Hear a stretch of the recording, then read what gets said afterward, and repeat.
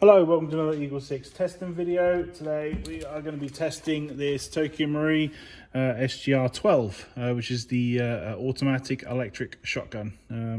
So obviously it's electric powered, yeah, so obviously you've got 3 barrels, fires fairly laboured, so obviously sort of technically 10 rounds a second, but because it's got 3 barrels, times that by 3, so it's actually equates to about 30 rounds a second. So yeah, these things can motor and get through the ammo, no two ways about that. Quite a heavy gun, obviously very metal, so all this is all metal, very sturdy. 3 hop units which can be visible by pulling this back, so you can see them inside there.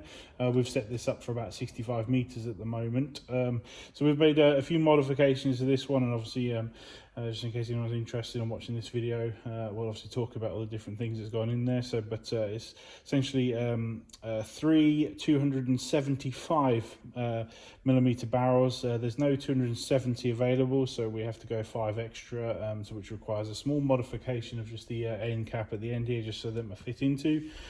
We've got our EagleSix 3D printed flat hop arms, which go on either side, left and right of the hop chamber.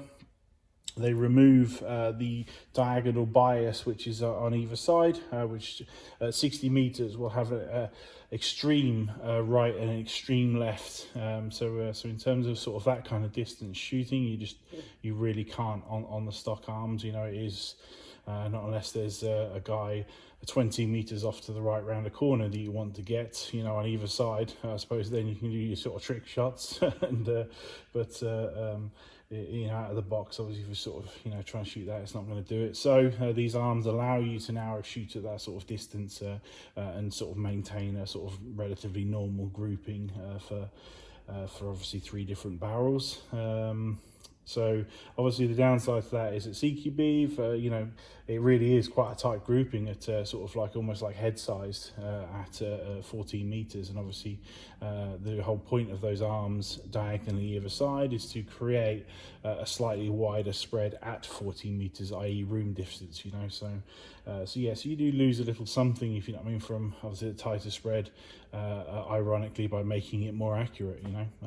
So that's a personal preference thing and not for everyone. Obviously, if people want that taken off our build, all we have to do is obviously let us know, and we can remove those and still obviously just install the barrels and the Prometheus hop rubbers. Talking of rubbers, obviously we've got 3 of the Prometheus hop rubbers installed in this. Obviously when you're installing them, you do have to ever so slightly trim the length of them, so as you do on most hop rubbers. As a general rule, whenever you're installing a hop rubber, you always remove the old original hop rubber and you compare the length with any new hop rubber you're installing, and then you cut to length, so depending on which gun you're installing into. So we've done the Dean's modification at the back here. So you can fit up to 2200s in these, 7.4 volt batteries. We've got the warhead brushless motor is in here, so that's actually quite good.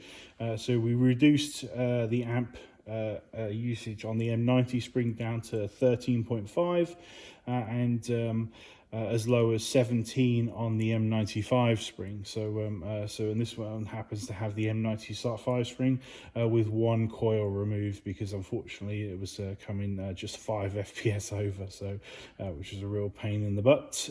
But got to be safe and all that, so we've brought it down now. So now it's coming out at 330 on 0.2s plus or minus 10%, and 290 on 2/8 plus or minus 10%, 10 FPS. It's really difficult to chrono when you've got 3 barrels. That's just the way it is with these, unfortunately. What else have we got? I think that's about it, if you know what I mean, for all the builds and stuff. We've slightly altered the build. This obviously came in with a specification for MOSFET change and a new pro motor. We altered that to just a single warhead motor. So obviously the reason we were installing previously and removing the MOSFETs was because of high amp usage, and obviously the benefit of using the warhead is lower amp usage. So therefore you're reducing how much the battery is drawing, you're reducing how much the battery is draining, and therefore the only reason reason we ever wanted to remove the original Marui MOSFET was because of the battery detection system that was built in, kicking in at 8 volts. So so now you get a long period of time now, hopefully. So obviously we're always open to obviously long-term feedback on these builds, but you should get a long period of time now before that kicks in. Obviously, when it comes to the M100 spring, you know, when we're talking about amp usage, you know, you are into the sort of 20s and 25s and 30s, you know, depending on the motor that you're installing. You know, that is a high battery drain, and at that point, yeah, if you're in America, if you're trying to go for like a 400 FPS, 370, 400 FPS type build, you know, that the M100 spring can provide, that we do, then yeah, you are going to obviously have to potentially replace that MOSFET system with an aftermarket one like the Gate one. So so we're probably going to leave it on there, but we are recommending obviously anyone for sort of a UK 350 build that they just stick with TM MOSFET combined with a warhead motor. Really good combination. So which I think people will be happy with. And yeah, which we're obviously going to demonstrate now. So that's obviously talked about the build.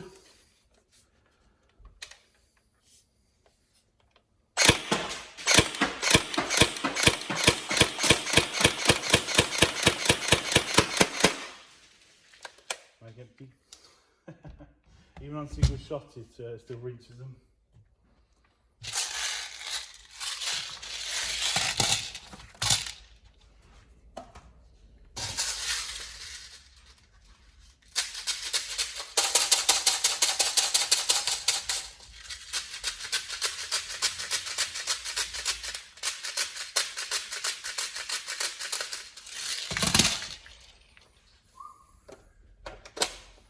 The thing we noticed obviously about this comparing to a stock one which we shot earlier is just how fast the speed to target is now on these things, because obviously out of the box they're like, what, 240 FPS, 250. That's before you set some hop and obviously potentially bring it down some. So yeah, it's just sort of just heads out of there slowly, you know. So and obviously that's people's biggest issue with you know, the guns and making them viable. And then obviously I think we've just nailed that, you know. It's obviously the speed to target is now improved with that bigger spring, obviously stronger motor, just in case you're worried about the like I said, the handling of obviously once you put the bigger spring in there. And yeah, just really nice speed to target, and you know for a fact people are obviously going to be putting their hands up, especially since it's technically still a CQB weapon. So yeah, it's just a really good gun, and obviously the amount of rounds you fire is just loads. So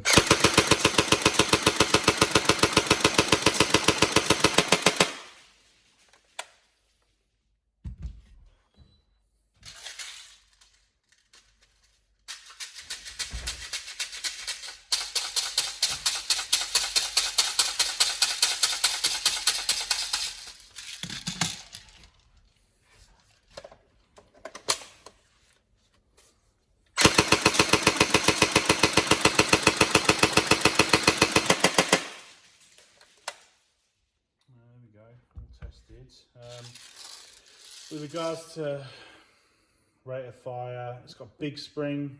You might be able to get away with possibly a faster motor. Remember, you know, when you're doing builds at home, because obviously this is a labour shot, and obviously like I know people obviously love their you know, rate of fire and whatnot. So obviously if you do go for, say for instance, the warhead, but the medium, sorry, you know, middle motor that they are for the high speed. Yeah, just bear in mind, if you know what I mean, that they don't make you know, there's no aftermarket pistons available for this. So yeah, obviously if you do cause a problem, you know, because obviously you've you know, taken this gun to the limit, you know, then yeah, you could obviously really struggle to find a piston and stuff. So so we really like the build that it's out using the standard speed warhead motor.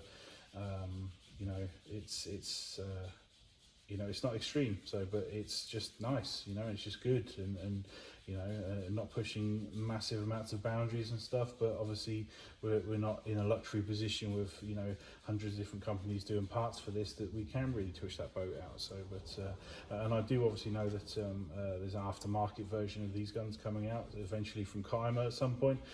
So obviously hopefully the popularity of these starts to soar. You know, once there's obviously these clone copies come out, you know, they always do, because it just it becomes more affordable to the masses.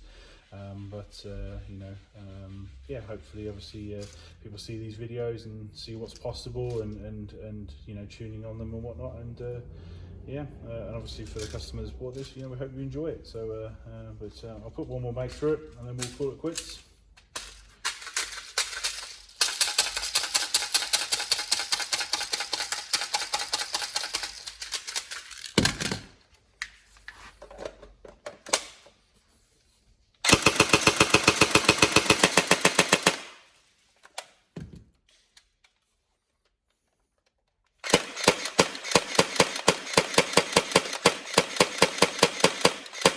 Quite an odd gun in that they have like a sort of pre-cocking thing that goes on here, so you have to make sure that you do full complete trigger pulls on these, and obviously they are, like I say, naturally laboured guns, so yeah, not designed for sort of your HPA spamming.